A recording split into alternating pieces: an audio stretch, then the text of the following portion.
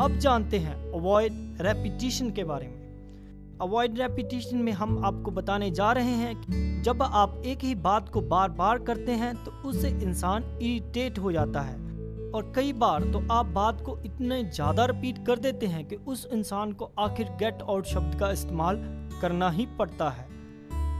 और जो इंसान बार बार एक ही बात को रिपीट कर रहा होता है, कई बार उसे उस बात का पता ना होने के कारण वो बहुत हर्ट भी हो जाता है। मैं इसके लिए एक एग्जाम्पल का इस्तेमाल करने जा रहा हूँ, जैसे कि 5, 10, 15, 20, फिर से 5, 10, 15, 20, फिर से वही बात 5, 10, 15, 20। ऐसे जब हम बात को बार बार रिपीट करते हैं, बार बार एक ही शब्द का इस्तेमाल करते हैं कि 5, 10, 15, 20, 5, 10, 15, 20, 5, 10, 15, 20, ऐसे बार बार बात को रिपीट करने से इंसान बहुत इरिटेट हो जाता है। सो अगर आप भी किसी शब्द को बार बार रिपीट करते हैं तो अपनी इस हैबिट पे थोड़ा सा ध्यान जरूर दें और जल्द से जल्द अपनी लाइफ में से इस हैबिट को निकाल दें। सो ये था स्पोकन वर्ड में अवॉइड रेपिटिशन। अब जानते हैं ऑडिबल वॉइस के बारे में।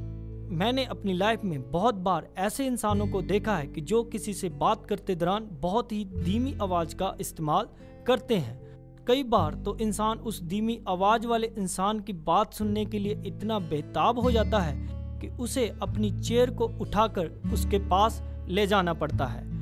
सो कोशिश करें कि अपनी आवाज़ का लेवल कम से कम इतना जरूर रखें कि उस इंसान को चेयर उठाने की नौबत ना आए।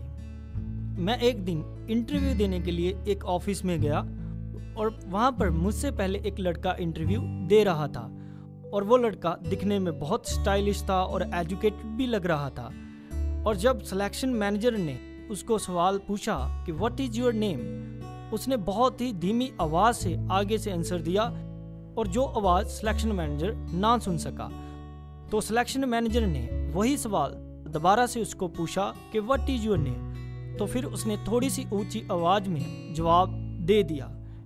लेकिन उसके बाद जब सिलेक्शन मैनेजर ने दूसरा सवाल फिर उससे पूछा कि वेयर आर यू लिविंग, लेकिन फिर उस लड़के ने इतनी धीमी आवाज़ में आंसर दिया जो कि सिलेक्शन मैनेजर ना सुन सका। और सिर्फ इसी बात पर सिलेक्शन मैनेजर को गुस्सा आ गया और उसने उस लड़के को बोल दिया कि तुम जा सकते हो। लेकिन जब वो लड़का जा रहा था तो मैंने उसका बायोडाटा देखा, जो कि असल में वो लड़का बहुत एजुकेटेड था और वो उस जॉब को डिजर्व भी करता था। लेकिन सिर्फ और सिर्फ वो इंटरव्यू में इसी कारण सिलेक्ट नहीं हो पाया क्योंकि वो सिलेक्शन मैनेजर के सवालों का जवाब बहुत धीमी आवाज़ में दे रहा था। बस इसी एक कारण से उसे जॉब पर नहीं रखा गया क्योंकि उसकी आवाज़ ऑडिबल नहीं थी।